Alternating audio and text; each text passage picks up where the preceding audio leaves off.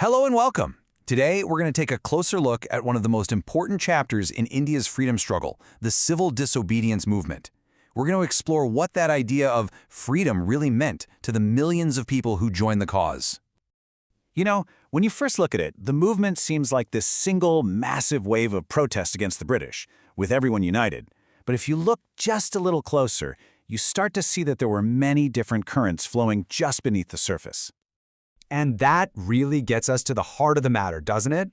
What did Swaraj, that powerful idea of self-rule, actually mean to the different people who were part of the struggle? What were their own hopes, their own dreams for a free India? So here is our roadmap for today. We'll start in the countryside, then move to the cities, and we'll hear from different groups: peasants, business leaders, factory workers, and of course, the many women who joined the call. Okay, let's begin. All right, let's start our story in the heart of India, the countryside. For millions of peasants here, the call for freedom wasn't some abstract political idea. No, it was deeply personal, tied to their everyday fight for survival. So first up, let's talk about the more well-off farmers, like the patidars in Gujarat and the Jats in Uttar Pradesh. You see, they grew crops to sell in the market, but when the Great Depression hit, prices just collapsed. Suddenly, they couldn't afford to pay the government's very high taxes. For them, Swaraj was simple. It meant freedom from these crippling revenues. And here we have a really critical turning point. In 1931, Gandhiji called off the movement. But the revenue rates, the taxes, they weren't changed. You can imagine, the rich peasants felt completely let down. So, when the movement was restarted in 1932, many of them refused to join again. Now this is very interesting when you compare it to the poorer peasants.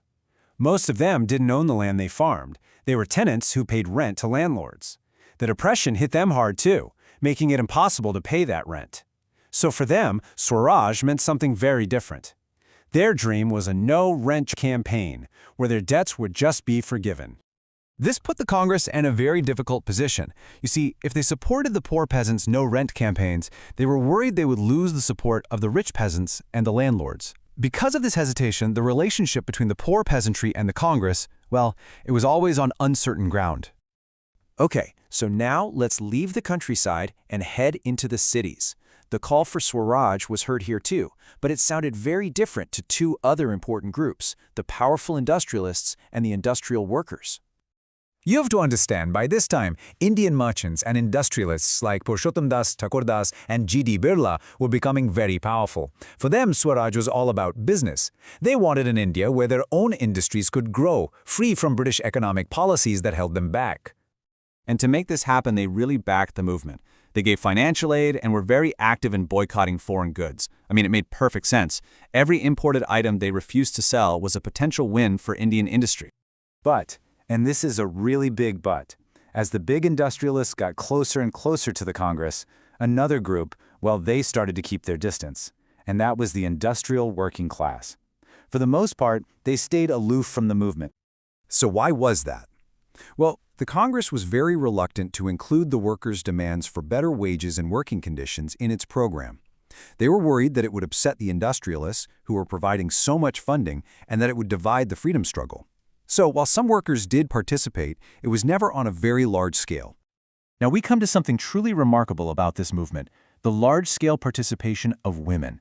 For thousands upon thousands of women, this was the very first time they had stepped out of their homes and into public life. Just imagine hearing Gandhiji's call. Women from all walks of life came out of their homes to listen to him. They joined protest marches and became a very visible, very powerful part of the struggle. And their contributions, they were just immense. They participated in protest marches, they manufactured salt, they picketed shops selling foreign goods, and many even went to jail. For them, serving the nation was seen as a sacred duty. But, and this is an important point to remember, this new public role didn't automatically mean they were given positions of power. For a long time, the Congress Party was quite reluctant to allow women to hold any real position of authority. It was more keen on their symbolic presence. So after everything we've looked at, it's pretty clear, isn't it? That one little word, Swaraj, held so many different meanings for all the people who joined the fight for freedom. This table really helps to lay it all out for us. For each group, Swaraj was the answer to their most urgent problem, whether it was high taxes, unpaid rent, or unfair business policies. For them, freedom was personal.